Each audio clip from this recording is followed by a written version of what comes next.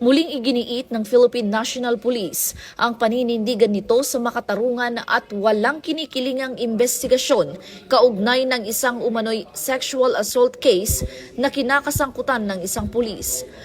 Personal na hinarap ni Acting Chief PNP Police Lieutenant General Jose Melencio C. Nartates Jr.